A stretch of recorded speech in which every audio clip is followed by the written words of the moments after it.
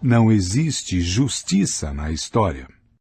Entender a história humana nos milênios que sucederam à Revolução Agrícola se resume a uma única questão: como os humanos se organizavam em redes de cooperação em massa, uma vez que careciam de instintos biológicos para sustentar tais redes? A resposta sucinta é que os humanos criaram ordens imaginadas e desenvolveram sistemas de escrita. Essas duas invenções preencheram as lacunas deixadas por nossa herança biológica.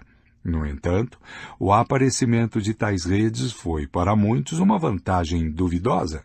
As ordens imaginadas que sustentavam essas redes nunca foram neutras nem justas. Elas dividiram as pessoas em pretensos grupos dispostos em uma hierarquia. Os níveis superiores desfrutavam de privilégios e poder, enquanto os inferiores sofriam discriminação e opressão. O Código de Hammurabi, por exemplo, estabelecia uma ordem hierárquica formada por homens superiores, homens comuns e escravos. Os superiores ficavam com todas as coisas boas da vida. Os homens comuns ficavam com o que sobrava. Os escravos ficavam com uma surra, se reclamassem. Apesar de sua proclamação da igualdade entre todos os homens, a ordem imaginada constituída pelos norte-americanos em 1776 também estabeleceu uma divisão. Criou uma hierarquia entre homens que se beneficiavam dela e mulheres que ficaram desprovidas de autoridade. Criou uma hierarquia entre brancos que desfrutavam de liberdade e negros e indígenas considerados humanos de uma espécie inferior, não compartilhando assim dos direitos igualitários dos homens. Muitos dos que assinaram a Declaração da Independência eram senhores de escravos. Eles não libertaram escravos depois que assinaram a Declaração, nem se consideraram hipócritas. Em sua visão, os direitos dos homens pouco tinham a ver com os negros. A ordem norte-americana também consagrou a hierarquia entre ricos e pobres. A maioria dos norte-americanos da época quase não tinha problemas com a desigualdade causada por pais ricos que passavam seu dinheiro e negócios para os filhos. Na visão deles, igualdade significava apenas que as mesmas leis se aplicavam a ricos e pobres. Não tinha nada a ver com seguro-desemprego, educação integrada ou seguro-saúde. A liberdade também tinha conotações muito diferentes das que tem hoje. Em 1776, não significava que os desprivilegiados, pelo menos não negros, índios e muito menos mulheres, podiam conquistar e exercer o poder. Significava simplesmente que o Estado não podia, exceto em circunstâncias incomuns, confiscar a propriedade privada de um cidadão, nem dizer a ele o que fazer com ela. A ordem norte-americana, com isso, endossou a hierarquia da riqueza, que alguns pensavam ter sido ordenada por Deus e outros iam como a representação das leis imutáveis da natureza. A natureza alegava-se e recompensava mérito com riqueza, enquanto penalizava a indolência. Todas as distinções mencionadas aqui, entre homens livres e escravos, brancos e negros, ricos e pobres, se baseiam em ficções. A hierarquia entre homens e mulheres será discutida posteriormente. Ainda assim, é uma lei férrea da história que toda hierarquia imaginada negue suas origens ficcionais e afirme ser natural e inevitável. Por exemplo, muitas pessoas que viam a hierarquia dos homens livres e dos escravos como natural e correta argumentaram que a escravidão não é uma invenção humana. Hammurabi a via como algo ordenado por Deus.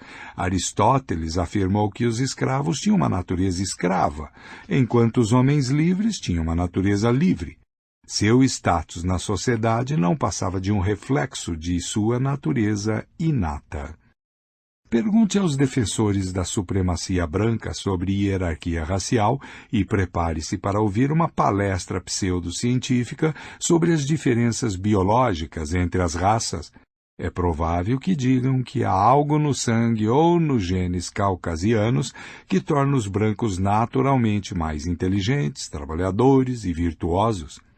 Pergunte a um capitalista obstinado sobre a hierarquia da riqueza e provavelmente ouvirá que se trata do resultado inevitável de diferenças objetivas na capacidade dos indivíduos. Segundo essa visão, os ricos têm mais dinheiro porque são mais capazes e aplicados. Portanto, ninguém deveria se incomodar se os ricos têm melhor serviço de saúde, melhor educação e melhor nutrição. Eles são merecedores de todos os benefícios de que desfrutam. Os hindus que aderem a um sistema de castas acreditam que forças cósmicas fizeram uma casta superior à outra. De acordo com o famoso mito de criação hindu, os deuses criaram o mundo a partir do corpo de um ser primitivo, Purusha. O sol foi criado dos olhos de Purusha, a lua do cérebro de Purusha, os brahmanes, sacerdotes, de sua boca, os kshatriyas, guerreiros, de seus braços, os vaixás, camponeses e mercadores, de suas coxas, os sudras, criados, de suas pernas. Aceite essa explicação e as diferenças sociopolíticas entre brahmanes e sudras passam a ser tão naturais e eternas quanto as diferenças entre o sol e a lua. Nota. Os antigos chineses acreditavam que quando sua deusa Nukua criou os humanos a partir da terra, ela fez os aristocratas com uma bela argila amarela, enquanto os homens comuns foram moldados com barro marrom. 2. Nota. Ainda assim, até onde sabemos, essas hierarquias são produto da imaginação humana. Brahmanes e Sudras não foram realmente criados por deuses a partir de diferentes partes do corpo de um ser primitivo. Em vez disso, a distinção entre as duas castas foi criada por leis e normas inventadas por humanos no norte da Índia há cerca de 3.000 anos. Ao contrário do que dizia Aristóteles, não se conhece nenhuma diferença biológica entre escravos e homens livres. Leis e normas humanas transformaram algumas pessoas em escravos e outras em senhores.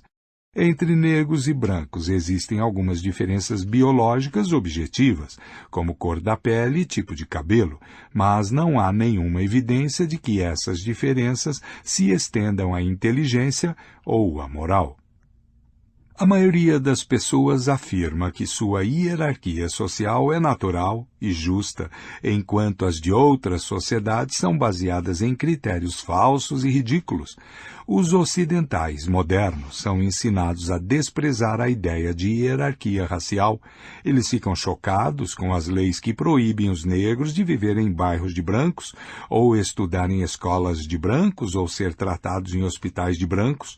Mas a hierarquia de ricos e pobres, que autoriza os ricos a viver em bairros distintos e mais luxuosos, estudar em escolas distintas e de mais prestígio e receber tratamento médico em instalações distintas e bem equipadas, parece perfeitamente sensata para muitos norte-americanos e europeus. Mas é um fato comprovado que a maior parte dos ricos são os ricos pelo simples motivo de terem nascido em uma família rica, enquanto a maior parte dos pobres continuarão pobres no decorrer da vida simplesmente por terem nascido em uma família pobre. Infelizmente, sociedades humanas complexas parecem exigir hierarquias imaginadas e discriminação injusta. É claro que nem todas as hierarquias são moralmente idênticas, e algumas sociedades sofreram tipos mais extremos de discriminação do que outras. Apesar disso, os estudiosos não têm conhecimento de nenhuma grande sociedade que tenha sido capaz de prescindir totalmente da discriminação. Repetidas vezes as pessoas estabeleceram a ordem em sua sociedade, classificando a população em categorias imaginadas, como homens superiores, homens comuns e escravos, brancos e negros, patrícios e plebeus, brahmanes e sudras, ricos e pobres. Essas categorias regulamentaram as relações entre milhões de seres humanos ao tornar algumas pessoas superiores a outras em termos jurídicos, políticos ou sociais. As hierarquias têm uma função importante. Elas permitem que estranhos saibam como tratar uns aos outros sem desperdiçar o tempo e a energia necessários para se tornarem pessoalmente familiarizados. Em Pigmalião, de Bernard Shaw, Henry Higgins não precisa se tornar íntimo de Eliza Doolittle para entender como deve se relacionar com ela.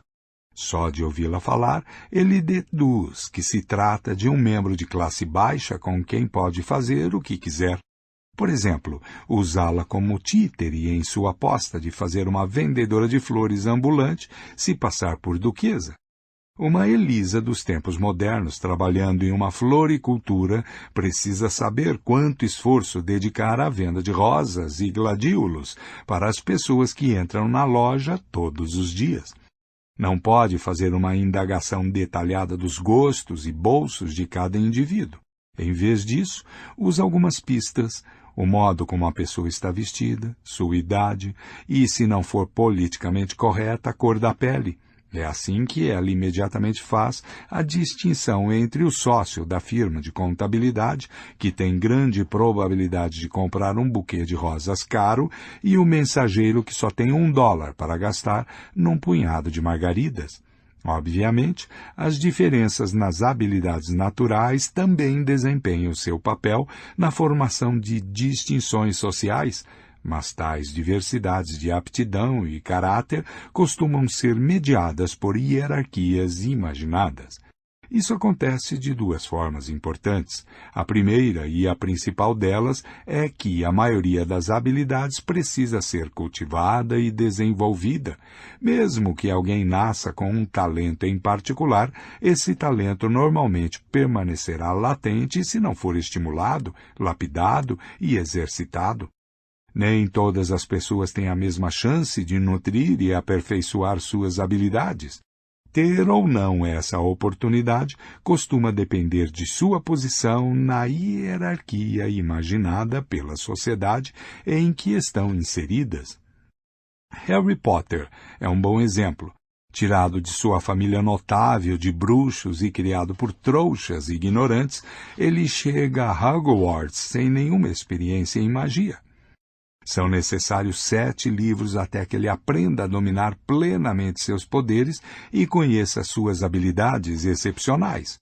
A segunda é que, mesmo que pessoas pertencentes a classes diferentes desenvolvam exatamente as mesmas habilidades, é improvável que tenham o mesmo sucesso, porque terão que jogar segundo regras diferentes. Se na Índia governada pela Inglaterra, um intocável, um brahmane, um irlandês católico e um inglês protestante tivessem, de alguma forma, desenvolvido exatamente o mesmo tino para os negócios, ainda assim não teriam as mesmas chances de enriquecer. O jogo econômico era manipulado por restrições jurídicas e barreiras invisíveis não oficiais. O círculo vicioso. Todas as sociedades são baseadas em hierarquias imaginadas, mas não necessariamente nas mesmas hierarquias. O que explica essas diferenças? Por que as pessoas são classificadas na sociedade indiana tradicional de acordo com castas, na sociedade otomana de acordo com a religião e na sociedade norte-americana de acordo com a raça? Na maioria dos casos, a hierarquia surgiu em consequência de um conjunto de circunstâncias históricas acidentais e foi, então, perpetuada e refinada durante muitas gerações, à medida que diferentes grupos passaram a ter interesses pessoais em tal hierarquia. Por exemplo, muitos estudiosos supõem que o sistema de castas hindu tomou forma quando o povo indo-ariano invadiu o subcontinente indiano há cerca de 3.000 anos, subjugando a população local. Os invasores estabeleceram uma sociedade estratificada em que, é claro, ocuparam as posições principais, sacerdotes e guerreiros, deixando aos nativos a condição de criados e escravos. Os invasores, em menor número, temiam perder seu status privilegiado e identidade singular. Para evitar esse risco, dividiram a população em castas, exigindo que cada uma delas se dedicasse a uma ocupação específica ou desempenhasse um determinado papel na sociedade. Cada uma tinha status legal, privilégios e deveres diferentes. A mistura de castas, interação social, casamento e até mesmo o compartilhamento de refeições era proibida. E as distinções não eram apenas legais, se tornaram uma parte inerente da mitologia e da prática religiosa. Os governantes argumentavam que o sistema de castas refletia uma realidade cósmica eterna e não um processo histórico casual. Conceitos de pureza e impureza eram elementos essenciais no hinduísmo e eram utilizados para sustentar a pirâmide social. Os hindus devotos aprendiam que o contato com membros de uma casta diferente podia contaminá-los, não apenas pessoalmente, mas também a sociedade como um todo, e, portanto, devia ser abominado. Essas ideias não são exclusividade dos hindus. No decorrer da história, e em praticamente todas as sociedades, conceitos de contaminação e pureza tiveram um papel fundamental na imposição de divisões políticas e sociais e foram explorados por muitas classes dominantes a fim de estas manterem seus privilégios. No entanto, o medo da contaminação não foi totalmente inventado por sacerdotes e príncipes. Provavelmente tem suas origens em mecanismos de sobrevivência que fazem os humanos sentirem uma repulsa instintiva por portadores de doenças em potencial, como pessoas enfermas e cadáveres. Se você quiser manter qualquer grupo humano isolado, mulheres, judeus, ciganos, gays, negros, a melhor forma é convencer todos de que essas pessoas são fonte de contaminação. O sistema de castas hindu e as leis de pureza que o acompanham ficaram profundamente arraigados na cultura indiana. Bem depois que a invasão indo-ariana foi esquecida, os indianos continuaram a acreditar nesse sistema e a abominar a contaminação causada pela mistura de castas. As castas não são imunes a mudanças. De fato, com o passar do tempo, grandes castas foram divididas em subcastas. As 4 castas originais acabaram por se transformar em 3.000 agrupamentos diferentes chamados jati, literalmente, nascimento. Mas essa proliferação de castas não mudou o princípio básico do sistema, segundo o qual cada pessoa nasce em um determinado nível e qualquer transgressão de suas regras contamina a pessoa e a sociedade como um todo. A jati de uma pessoa determina sua profissão, o alimento que pode comer, seu local de residência e os possíveis parceiros para casamento. Normalmente, uma pessoa só pode se casar com alguém de sua casta e os filhos gerados herdam esse status. Sempre que surgia uma nova profissão, ou entrava em cena um novo grupo de pessoas, eles tinham de ser reconhecidos como casta para receber um lugar legítimo dentro da sociedade hindu. Grupos que não conseguiam obter reconhecimento como casta eram literalmente párias. Nessa sociedade estratificada, não ocupavam sequer o patamar mais baixo. Eles ficaram conhecidos como intocáveis. Tinham de viver separados dos outros e tentar sobreviver de formas humilhantes e repulsivas, revirando latas de lixo em busca de sucata, por exemplo. Até mesmo membros das castas mais baixas evitavam se misturar com eles, comer com eles, tocá-los e, é claro, se casar com eles. Na Índia atual, questões de casamento e trabalho ainda são fortemente influenciadas pelo sistema de castas, apesar de todas as tentativas do governo democrático para acabar com tais distinções e convencer os hindus de que não há nenhuma contaminação na mistura de castas. Pureza na América. Um círculo vicioso similar perpetuou a hierarquia racial na América moderna. Do século XVI ao XVIII, os conquistadores europeus importaram milhões de escravos africanos para trabalhar em minas e plantações do continente americano. Optaram por importar escravos da África e não da Europa ou do leste da Ásia devido a 3 fatores circunstanciais. Primeiro, a África era mais perto, então era mais barato importar escravos do Senegal que do Vietnã. Em segundo lugar, na África já existia um comércio de escravos bem desenvolvido, exportando principalmente para o Oriente Médio. Enquanto na Europa a escravidão era muito rara. Era obviamente muito mais fácil comprar escravos em um mercado existente do que criar um do zero. O terceiro fator, e o mais importante, era que as fazendas em locais como a Virgínia, o Haiti e o Brasil estavam tomadas por malária e febre amarela, originárias da África. Os africanos haviam adquirido durante gerações uma imunidade genética parcial a essas doenças, enquanto os europeus eram totalmente indefesos e morriam aos montes. Portanto, era mais prudente para um dono de latifúndio investir seu dinheiro em um escravo africano do que em um escravo ou criado europeu. Paradoxalmente, a superioridade genética em termos de imunidade se traduziu em inferioridade social. Precisamente por estarem mais adaptados a climas tropicais do que os escravos provenientes da Europa, os africanos terminaram como escravos de senhores europeus. Devido a esses fatores circunstanciais, as novas sociedades em desenvolvimento no continente americano foram divididas em uma casta dominante de europeus brancos e uma casta subjugada de negros africanos. Mas as pessoas não gostam de dizer que mantêm escravos de uma certa raça ou origem simplesmente porque é conveniente em termos econômicos. Como os conquistadores arianos na Índia, os europeus brancos nas Américas não queriam ser vistos apenas como bem-sucedidos economicamente, mas também como piedosos, justos e objetivos. Mitos religiosos e científicos foram utilizados para ajudar a justificar essa divisão. Teólogos afirmaram que os africanos descendiam de Cã, filho de Noé, amaldiçoado por seu pai, que disse que seus filhos seriam escravos. Biólogos afirmaram que os negros eram menos inteligentes que os brancos e que tinham um senso moral menos desenvolvido.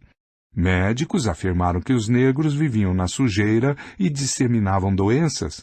Em outras palavras, eram fonte de contaminação. Esses mitos repercutiram na cultura americana e na cultura ocidental de modo geral. Continuaram a exercer influência bem depois que as condições que criaram a escravidão haviam desaparecido. No início do século XIX, o Império Britânico declarou a escravidão ilegal e interrompeu o comércio de escravos no Atlântico, e nas décadas seguintes a escravidão foi pouco a pouco sendo proibida em todo o continente americano. É digno de nota que essa foi a primeira e única vez na história que as sociedades escravocratas aboliram a escravidão voluntariamente. Mas, mesmo que os escravos tenham sido libertados, os mitos racistas que justificaram a escravidão persistiram. A separação das raças foi mantida por legislações e normas sociais racistas. O resultado foi um ciclo retroalimentado de causa e efeito, um círculo vicioso. Considere, por exemplo, o sul dos Estados Unidos, imediatamente após a Guerra Civil. Em 1865, a 13ª emenda à Constituição dos Estados Unidos aboliu a escravatura e a 14ª impôs que não se podiam negar, com base na raça, cidadania e proteção igualitária perante a lei. No entanto, depois de 2 séculos de escravidão, a maioria das famílias negras era muito mais pobre e menos instruída do que a maioria das famílias brancas. Assim, um negro nascido no Alabama em 1865 tinha muito menos chance de obter boa educação e um emprego bem pago do que seus vizinhos brancos. Seus filhos, nascidos nas décadas de 1880 e 1890, iniciaram a vida com a mesma desvantagem. Eles também nasceram em uma família pobre e pouco instruída. Mas a desvantagem econômica não era tudo. O Alabama também era lar de muitos brancos pobres que não tinham acesso às oportunidades disponíveis a seus irmãos de raça com melhores condições financeiras. Além disso, a Revolução Industrial e as ondas de imigração transformaram os Estados Unidos em uma sociedade extremamente fluida, em que se podia subir na vida rapidamente. Se o dinheiro fosse tudo o que importava, a rígida divisão entre as raças logo teria desaparecido, inclusive por meio do casamento interracial. Mas isso não aconteceu. Em 1865, os brancos e também muitos negros assumiam como certo o fato de que os negros eram menos inteligentes, mais violentos e sexualmente libertinos, mais preguiçosos e menos preocupados com higiene pessoal do que os brancos. Eram, dessa forma, agentes de violência, roubos, estupros e doenças. Em outras palavras, contaminação. Se em 1895 um negro residente do Alabama miraculosamente conseguisse obter uma boa educação e se candidatasse a um emprego respeitável como caixa de banco, por exemplo, as chances de ser aceito seriam muito menores do que as de um candidato branco com as mesmas qualificações. O estigma que rotulava os negros como, por natureza, pouco confiáveis, preguiçosos e menos inteligentes, conspiraria contra ele. Pode-se pensar que as pessoas pouco a pouco entenderiam que esses estigmas eram mitos e não fatos, e que com o tempo os negros seriam capazes de provar que são tão competentes, limpos e corretos quanto os brancos. Na verdade, aconteceu o oposto.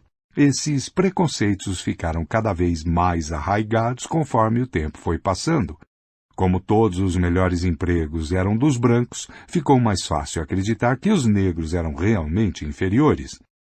Veja, dizia o cidadão branco médio, os negros são livres há gerações e ainda assim quase não existem professores, advogados, médicos ou mesmo caixas de banco negros. Não é uma prova de que os negros são simplesmente menos inteligentes e trabalhadores?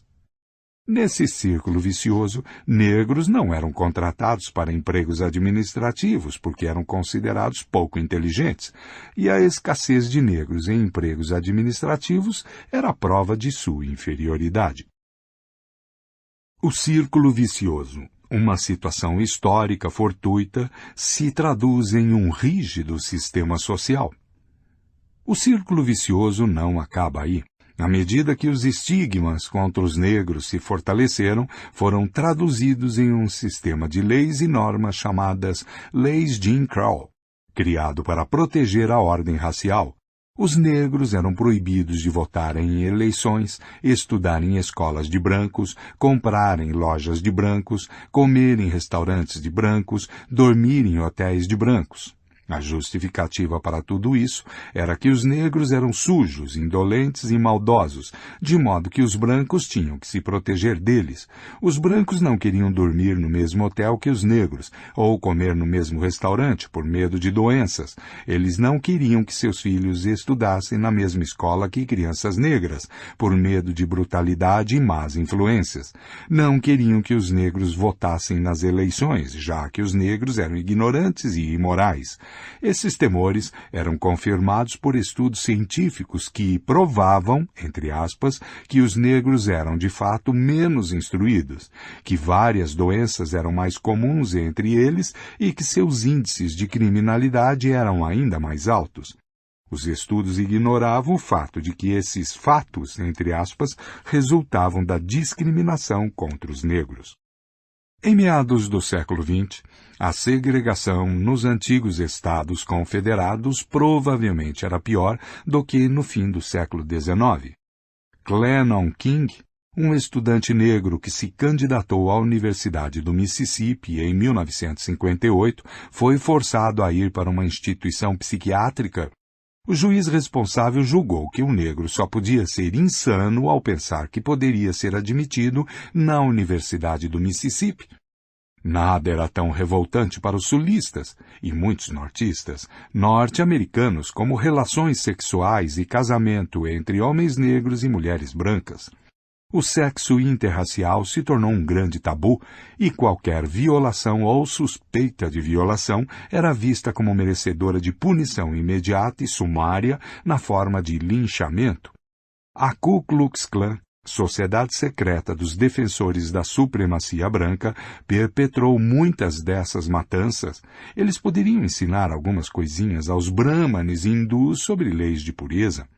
Com o tempo, o racismo se espalhou para cada vez mais esferas culturais.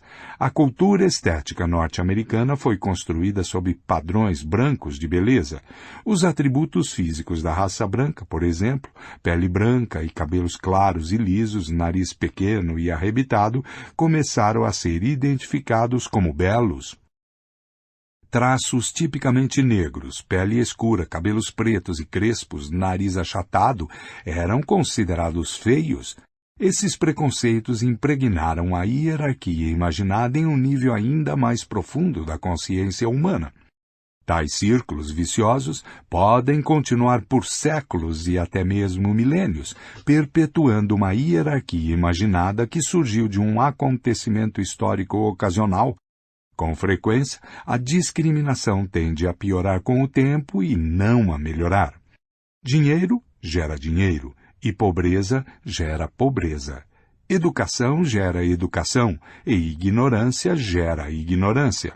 Os que foram vítimas da história uma vez tendem a ser vitimados novamente, e aqueles que a história privilegiou tendem a ser privilegiados novamente.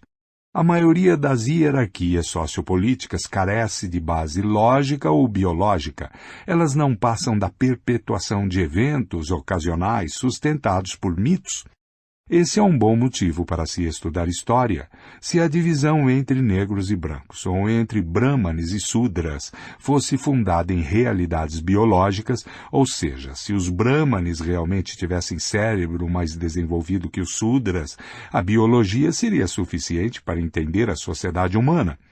Como as distinções biológicas entre diferentes grupos de Homo sapiens são, na verdade, desprezíveis, a biologia não é capaz de explicar as complexidades da sociedade indiana ou a dinâmica racial norte-americana. Só podemos entender esses fenômenos estudando os acontecimentos, as circunstâncias e as relações de poder que transformaram produtos da imaginação em estruturas sociais cruéis e muito reais. Ele e ela. Diferentes sociedades adotam diferentes tipos de hierarquias imaginadas. A raça é muito importante para os norte-americanos modernos, mas era relativamente insignificante para os muçulmanos medievais. A casta era uma questão de vida e morte na Índia medieval, ao passo que na Europa moderna é algo que praticamente não existe. Uma hierarquia específica, no entanto, foi de extrema importância em todas as sociedades humanas conhecidas, a hierarquia do gênero. Todos os povos se dividiram entre homens e mulheres, e em quase todos os lugares os homens foram privilegiados, pelo menos desde a Revolução Agrícola. Alguns dos textos chineses mais antigos são ossos oraculares, que datam de 1200 a.C., utilizados para adivinhar o futuro. Em um deles estava entalhada a pergunta, aspas, a gestação da senhora Hao será afortunada? Fecha aspas, para a qual foi escrita a resposta, aspas, se a criança nascer em um dia Jing, será afortunada, se nascer em um dia Zheng, terá um futuro promissor. Fecha aspas. No entanto, a senhora Hao daria à luz em um dia Jiayin, O texto termina com a impertinente observação. Aspas, 3 semanas e 1 dia depois, em um dia Giarrim, nasceu a criança. Não foi afortunada, era uma menina. Fecha aspas. 4. Nota.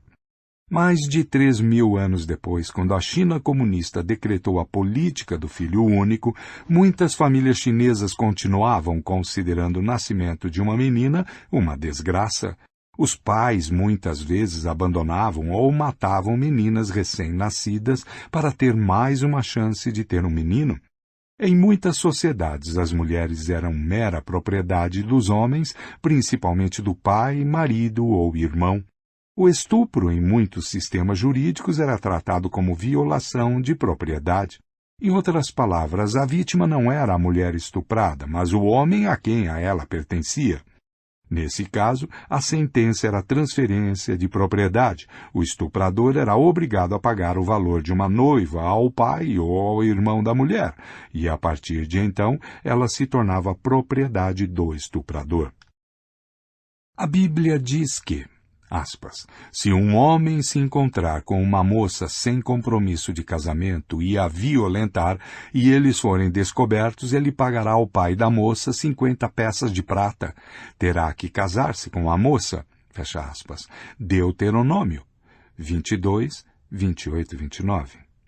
Os antigos hebreus consideravam esse acordo razoável. Estuprar uma mulher que não pertencia a nenhum homem não era considerado crime algum, assim como pegar uma moeda perdida em uma rua movimentada não é considerado roubo.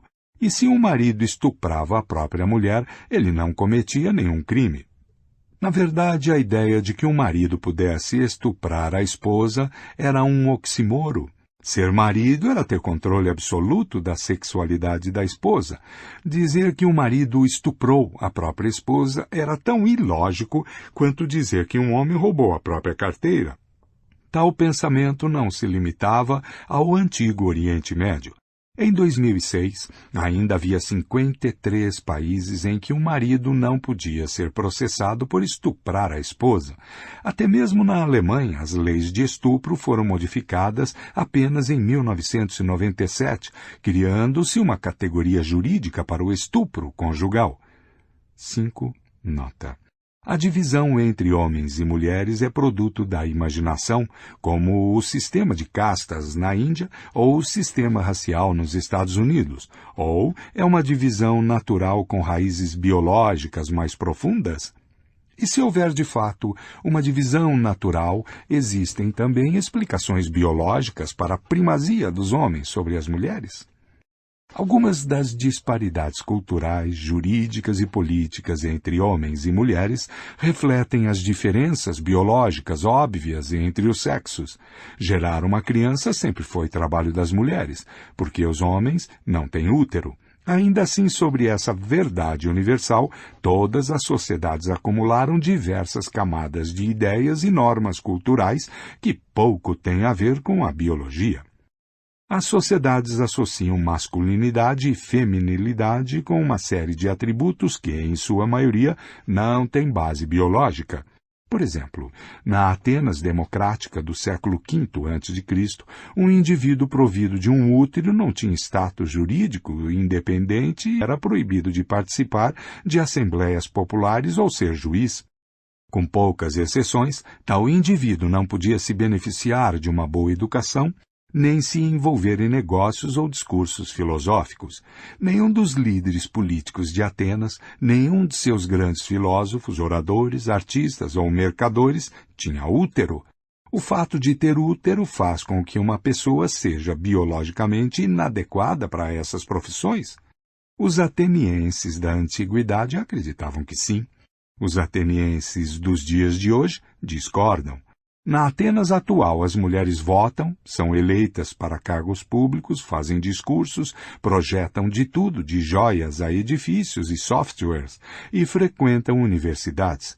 O útero não as impede de fazer nenhuma dessas coisas com o mesmo sucesso que os homens. É verdade que ainda são pouco representadas na política e nos negócios. Apenas cerca de 12% dos membros do parlamento grego são mulheres. Mas não existe nenhuma barreira jurídica à sua participação na política, e grande parte dos gregos dos dias de hoje considera perfeitamente normal que uma mulher ocupe um cargo público. Muitos gregos da atualidade também pensam que uma parte integral de ser homem é se sentir sexualmente atraído apenas por mulheres e ter relações sexuais exclusivamente com o sexo oposto.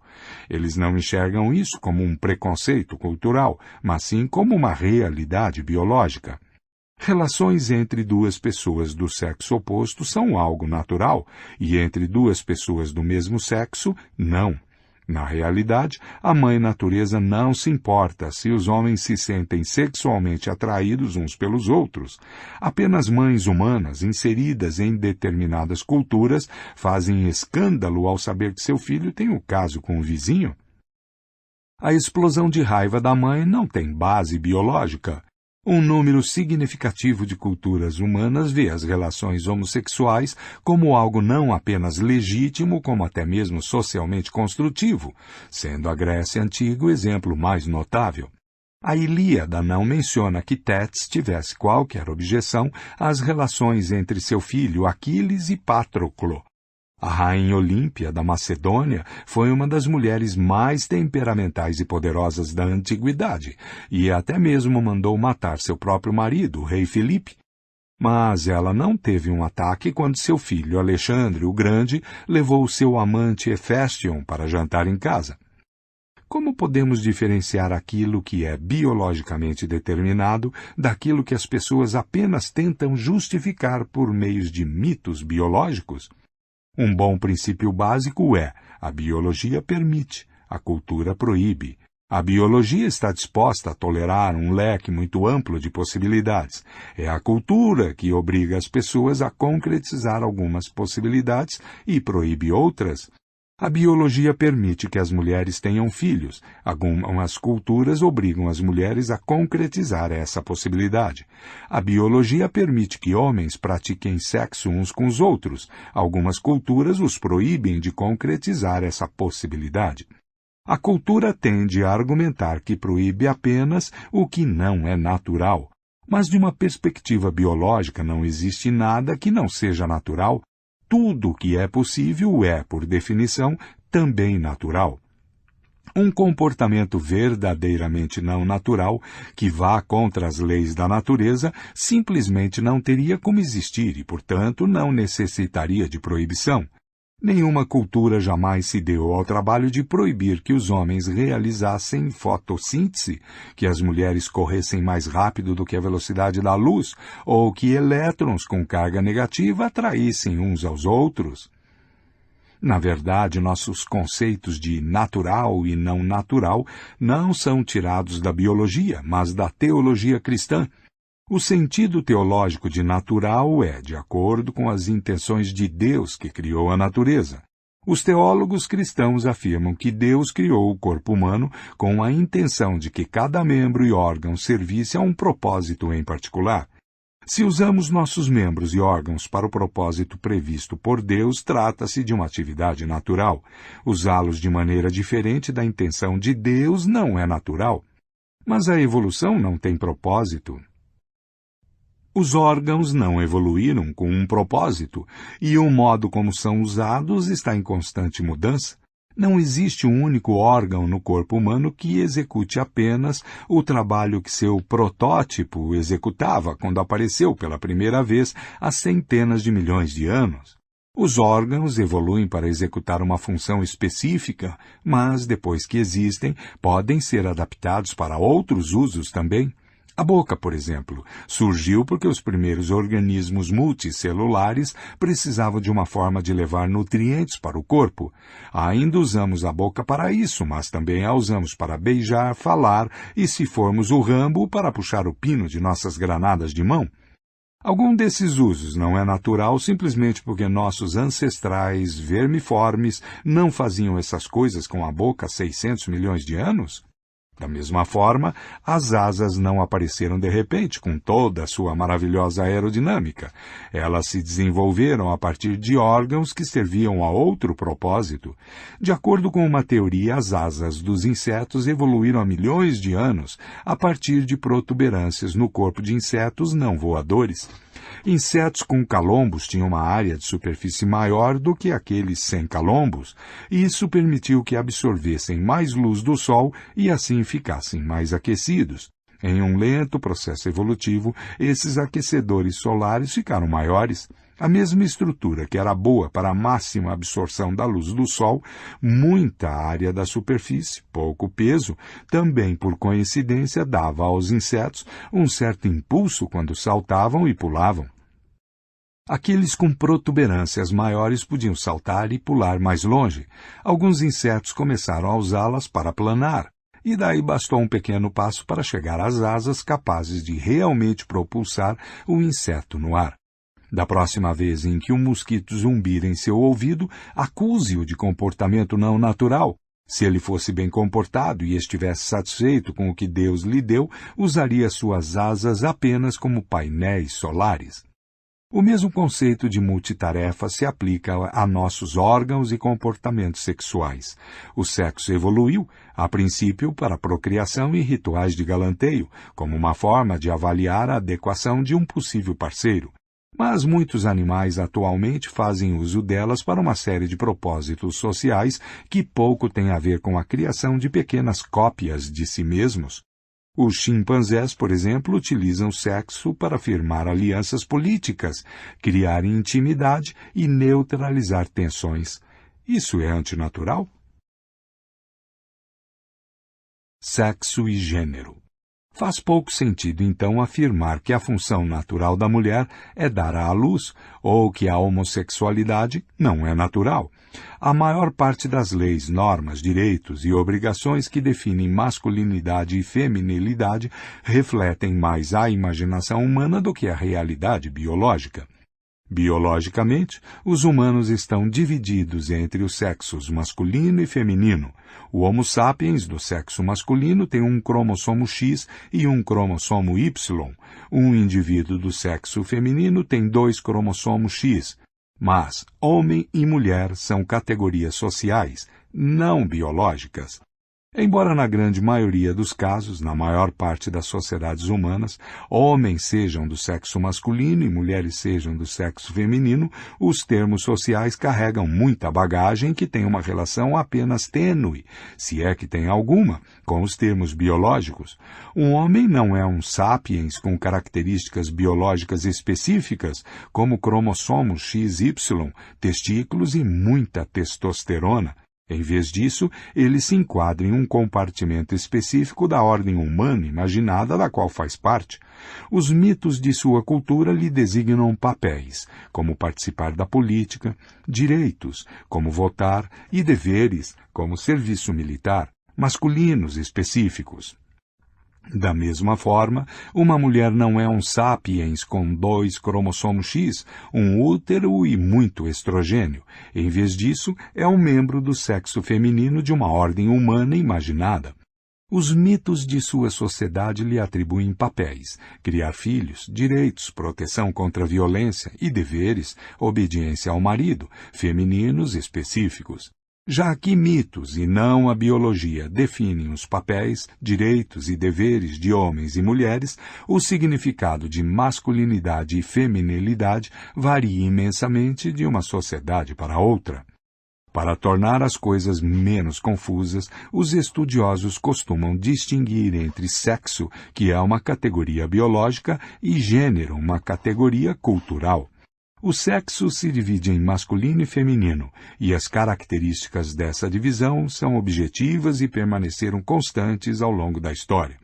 O gênero se divide em homem e mulher, e algumas culturas reconhecem outras categorias. As chamadas características masculinas e femininas são intersubjetivas e passam por constantes mudanças. Por exemplo, existem muitas diferenças no comportamento, nos desejos, na vestimenta e até mesmo na postura corporal esperados das mulheres da Atenas clássica e da Atenas moderna. 6. Nota. O sexo é brincadeira de criança, mas o gênero é coisa séria. Conseguir ser um membro do sexo masculino é a coisa mais simples do mundo. Basta nascer com um cromossomo X e um Y. Ser um indivíduo do sexo feminino é igualmente simples. Um par de cromossomo X resolve o assunto. Por outro lado, ser homem ou mulher é uma tarefa muito complicada e exigente. Como a maior parte das qualidades masculinas e femininas são culturais e não biológicas, nenhuma sociedade coroa automaticamente cada pessoa do sexo masculino como homem e cada pessoa do sexo feminino como mulher. Tampouco cada um desses títulos são louros sobre os quais descansar assim que adquiridos. Os indivíduos do sexo masculino precisam provar sua masculinidade constantemente durante toda a vida, do berço ao túmulo, em uma série interminável de ritos e performances. E o trabalho de uma mulher nunca tem fim. Ela deve continuamente convencer a si mesma e aos demais de que é feminina o bastante. O sucesso não é garantido. Os indivíduos do sexo masculino, em particular, vivem um temor constante de perder sua afirmação de masculinidade. Durante toda a história estiveram dispostos a arriscar e até mesmo sacrificar a vida apenas para que as pessoas dissessem: ele é um homem de verdade. 15. Masculinidade no século XVIII. Um retrato oficial do rei Luís XIV da França. Observe a peruca longa, a meia calça, os sapatos de salto alto, a postura de bailarina e a enorme espada. Na América contemporânea, todas essas coisas, com a exceção da espada, seriam consideradas marcas de caráter afeminado. Mas em seu tempo, Luís era um paradigma europeu de masculinidade e virilidade. 16. Masculinidade no século XXI. Um retrato oficial de Barack Obama. O que aconteceu com a peruca, a meia calça, os saltos altos e a espada? Homens dominantes nunca tiveram uma aparência tão tediosa e monótona quanto nos dias de hoje. Durante boa parte da história, os homens dominantes foram coloridos e exibicionistas, como chefes indígenas americanos, com seus cocares de penas, e os marajás hindus enfeitados com seda e diamantes. No reino animal, os machos tendem a ser mais coloridos e enfeitados que as fêmeas, como mostram a cauda do pavão e a juba do leão.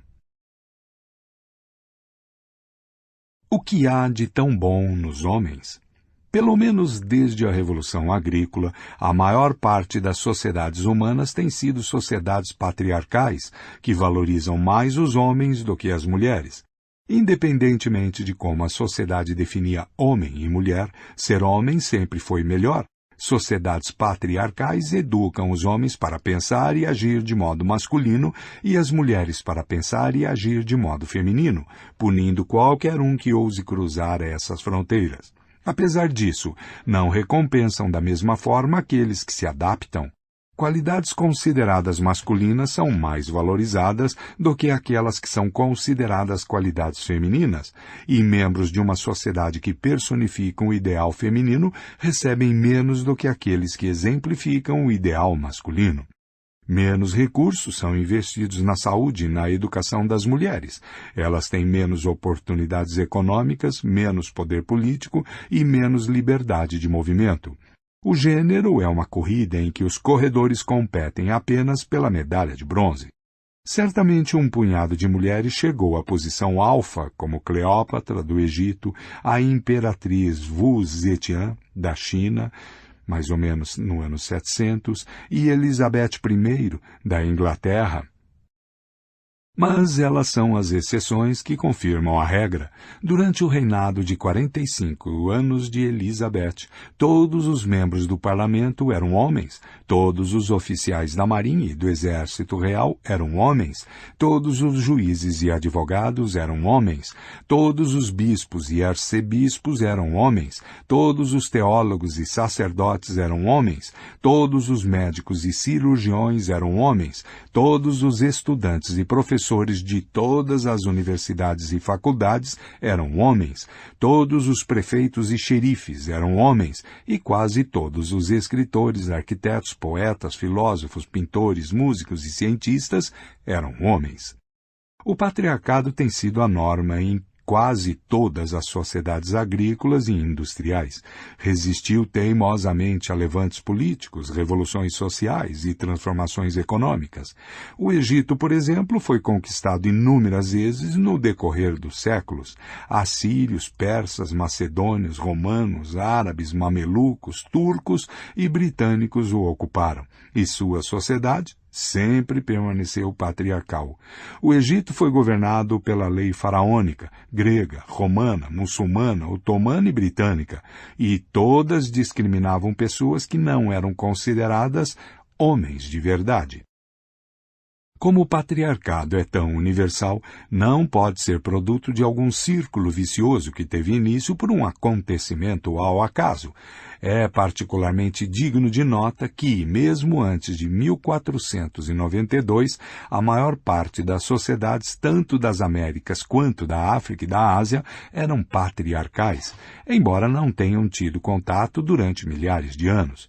Se o patriarcado na África e na Ásia resultou de algum acontecimento fortuito porque os astecas e incas eram patriarcais, é muito mais provável que, embora o conceito preciso de homem e mulher varie entre as culturas, exista alguma razão biológica universal para quase todas as culturas valorizarem a masculinidade em detrimento da feminilidade.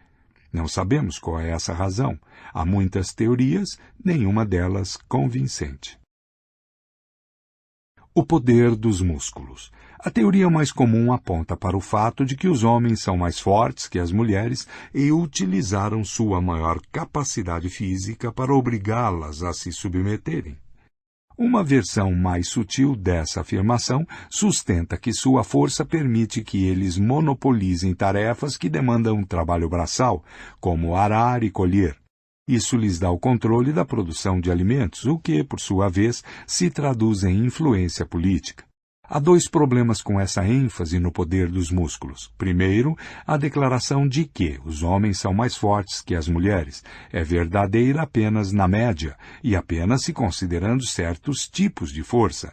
As mulheres geralmente são mais resistentes à fome, doenças e fadiga que os homens. Há também muitas mulheres capazes de correr mais rápido e levantar mais peso que muitos homens. Além disso, o maior problema dessa teoria é que as mulheres, ao longo da história, foram excluídas, sobretudo, de empregos que exigiam pouco esforço físico, como sacerdócio, lei e política, enquanto se dedicavam a trabalho braçal nos campos, no artesanato e nos cuidados com a casa. Se o poder social fosse dividido diretamente com base em vigor ou força física, as mulheres teriam se dado muito melhor. E o que é ainda mais importante, simplesmente não existe relação direta entre força física e poder social entre os humanos. Pessoas na casa dos 60 anos de idade costumam exercer poder sobre pessoas de 20 e poucos anos, ainda que os mais novos sejam muito mais fortes. O típico fazendeiro do Alabama, de meados do século XIX, poderia ser derrotado em segundos por qualquer um dos escravos que trabalhavam nos campos de algodão. Não se usavam lutas de boxe para selecionar faraós egípcios ou papas católicos. Em sociedades de caçadores-coletores, a dominância política costuma residir com quem tem a melhor aptidão social, e não a musculatura mais desenvolvida. No crime organizado, o chefão não é necessariamente o homem mais forte. Quase sempre é um homem mais velho que raramente faz uso de seus punhos. Consegue que os mais jovens e com melhor preparo físico façam o trabalho sujo por ele. Um cara que pensa que a forma de dominar o grupo é acabar com o chefe provavelmente não vive o bastante para aprender com seu erro. Até mesmo entre os chimpanzés, o macho alfa conquista sua posição construindo uma coalizão estável com outros machos e fêmeas, e não por meios de violência sem discernimento. Na verdade, a história humana mostra que costuma haver uma relação inversa entre proeza física e poder social. Na maioria das sociedades, são as classes mais baixas que fazem o trabalho braçal, Isso possivelmente reflete a posição do Homo sapiens na cadeia alimentar. Se as habilidades físicas fossem as únicas a serem consideradas, os sapiens estariam em um degrau no meio da escada, mas suas habilidades mentais e sociais os colocaram no topo. É, portanto, simplesmente natural que a cadeia de poder dentro da espécie também seja determinada mais por habilidades mentais e sociais do que pela força bruta. É, portanto, difícil acreditar que a hierarquia social mais influente e estável da história seja fundada sobre a capacidade física dos homens de coagir as mulheres. A escória da sociedade. Outra teoria explica que a dominância masculina resulta não da força, mas da agressão. Milhões de anos de evolução tornaram os homens muito mais violentos que as mulheres. As mulheres podem se igualar aos homens no que diz respeito a ódio, ambição e violência, mas quando a situação fica crítica, em tese, os homens estão muito mais dispostos a partir para a violência física. É por isso que, em toda a história, a guerra sempre foi uma prerrogativa masculina. Em tempos de guerra, o controle dos homens sobre as forças armadas também os transformou nos senhores da sociedade civil.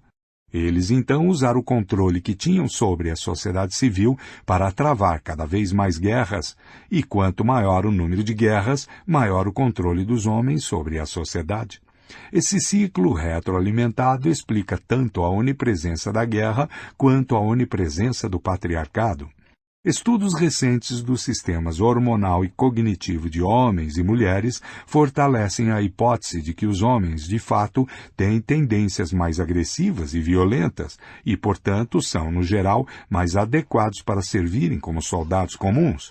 Mas, considerando que todos os soldados são homens, devemos concluir que aqueles que gerenciam a guerra e colhem seus frutos também são homens? Isso não faz sentido. É como presumir que, como todos os escravos que cultivam campos de algodão são negros, o dono da plantação também é negro. Assim como uma força de trabalho formada apenas por negros pode ser controlada exclusivamente por brancos. Por que um corpo de soldados composto apenas por homens não poderia ser controlado por uma liderança totalmente ou pelo menos em parte feminina? De fato, em inúmeras sociedades ao longo da história, os oficiais de mais alto escalão não começaram como soldados. Aristocratas, pessoas ricas e bem instruídas eram automaticamente designadas a patentes mais altas, sem nunca terem servido um único dia como soldados. Quando o Duque de Wellington, inimigo de Napoleão, se alistou no exército britânico aos 18 anos, foi imediatamente nomeado oficial. Ele não tinha muita consideração pelos plebeus sob seu comando. Aspas.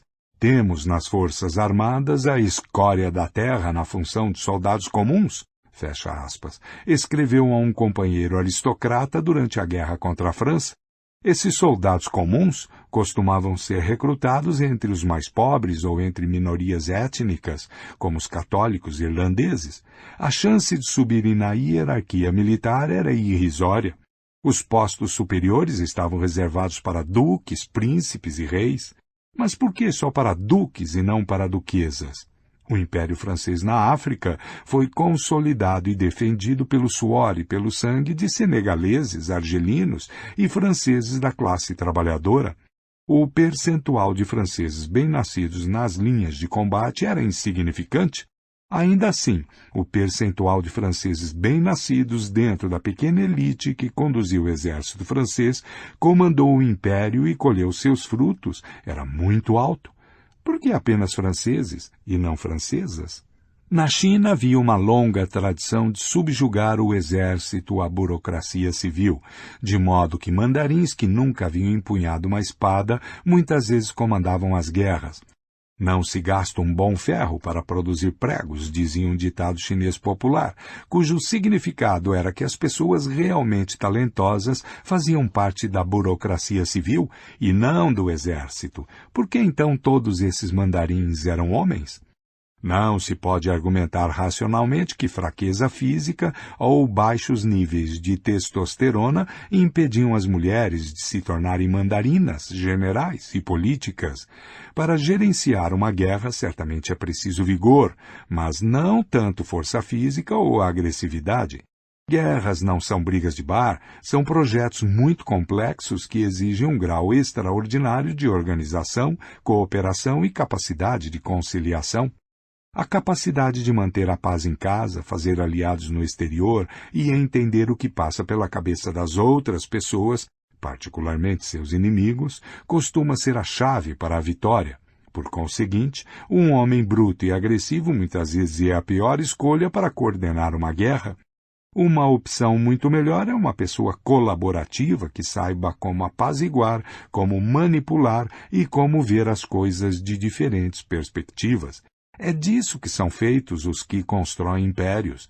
Augusto, militarmente incompetente, foi bem-sucedido na consolidação de um regime imperial estável, conquistando algo que desconcertou Júlio César e Alexandre Magno, que eram generais muito melhores.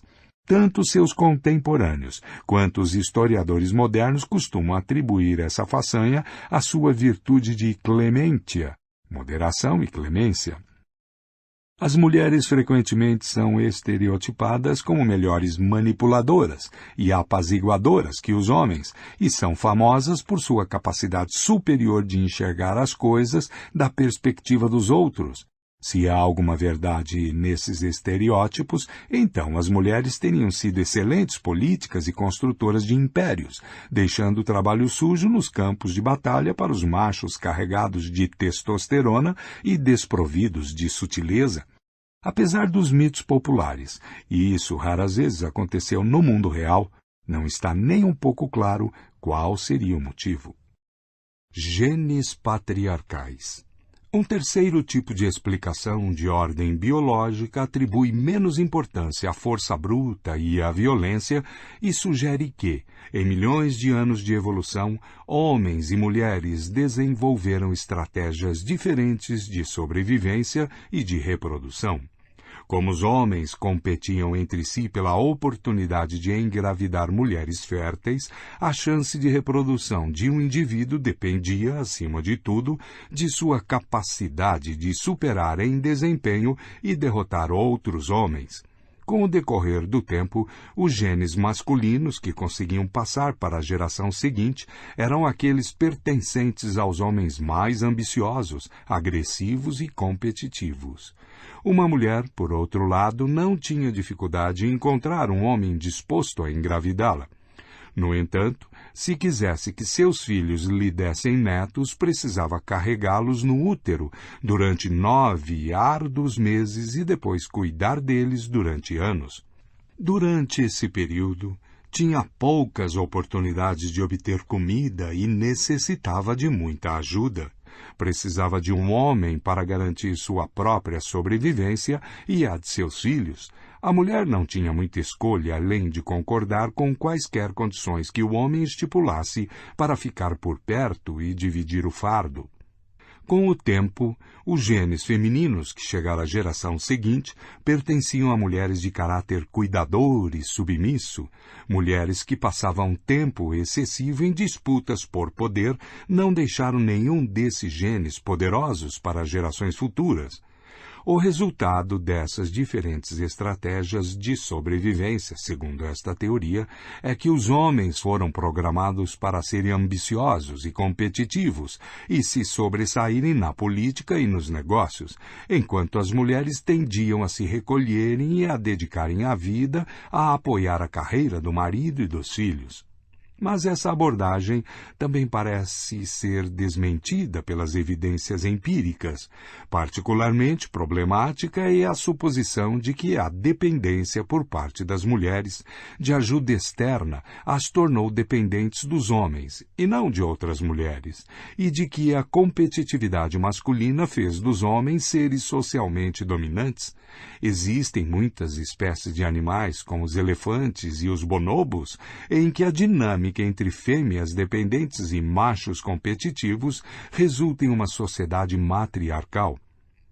Como as fêmeas necessitam de ajuda externa, são obrigadas a desenvolver suas habilidades sociais e aprender a cooperar e apaziguar. Elas constroem redes sociais totalmente femininas que ajudam cada um dos membros a criar seus filhos. Os machos, enquanto isso, passam o tempo lutando e competindo. Suas habilidades e laços sociais permanecem subdesenvolvidos. Sociedades de bonobos e elefantes são controladas por fortes redes de fêmeas colaborativas, enquanto os machos egocêntricos e não colaborativos são jogados para escanteio. Embora as fêmeas de bonobo sejam geralmente mais fracas que os machos, elas costumam formar grupos para subjugar os machos que passam dos limites. Se isso é possível entre bonobos e elefantes, por que não entre Homo sapiens? Os sapiens são animais relativamente fracos, cuja vantagem está em sua capacidade de cooperar em grande escala. Nesse caso, deveríamos esperar que mulheres dependentes, mesmo que sejam dependentes de homens, usassem suas habilidades sociais superiores para cooperar a fim de superar estrategicamente e manipular homens agressivos, autônomos e egocêntricos. Como foi que, em uma espécie cujo sucesso depende sobretudo da cooperação, os indivíduos supostamente menos colaborativos, homens, controlaram os indivíduos supostamente mais colaborativos, mulheres? Até o momento presente não temos uma resposta satisfatória. Talvez as suposições comuns estejam simplesmente erradas. Quem sabe os machos da espécie Homo sapiens não são caracterizados por força física, agressividade e competitividade, e sim por habilidades sociais superiores e uma tendência maior a cooperar? Simplesmente não sabemos. O que sabemos, no entanto, é que durante o último século os papéis sociais de gênero passaram por uma revolução enorme. Hoje, cada vez mais sociedades não só concedem a homens e mulheres status jurídico, direitos políticos e oportunidades econômicas iguais, como também repensam por completo suas concepções mais elementares de gênero e sexualidade. Embora as diferenças entre os gêneros ainda sejam significativas, as coisas vêm avançando rapidamente. Em 1913, a ideia de conceder direito a voto às mulheres era vista nos Estados Unidos como ultrajante. A perspectiva de uma ministra ou juíza da Suprema Corte era simplesmente ridícula, e a homossexualidade era um tabu tão grande que não podia sequer ser discutida na sociedade educada. Em 2015, o direito a voto feminino é ponto pacífico, ministras dificilmente são motivos de comentário, e 5 juízes da Suprema Corte dos Estados Unidos, 3 deles mulheres, decidiram a favor da legalização do casamento entre membros do mesmo sexo, invalidando as objeções de 4 juízes homens. Essas mudanças drásticas são precisamente o que torna a história do gênero tão desconcertante. Se, como hoje se vem demonstrando de maneira tão clara, o sistema patriarcal se baseou em mitos infundados e não em fatos biológicos, o que explica a universalidade e a estabilidade desse sistema?